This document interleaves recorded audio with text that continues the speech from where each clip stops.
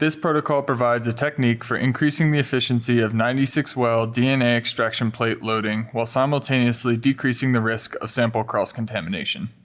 This technique reduces the chances for contamination during the critical first step of DNA extraction through the individual addition of samples to each well in the 96-well plate. This methodology can be applied to any of the diverse fields of microbiome research.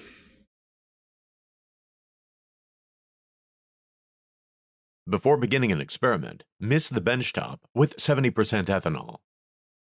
After wiping, let the bench air dry before spraying the bench with 10% bleach.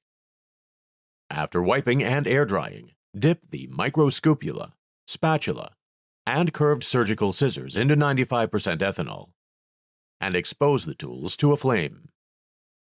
Then dip each tool in 10% bleach and allow the tools to air dry.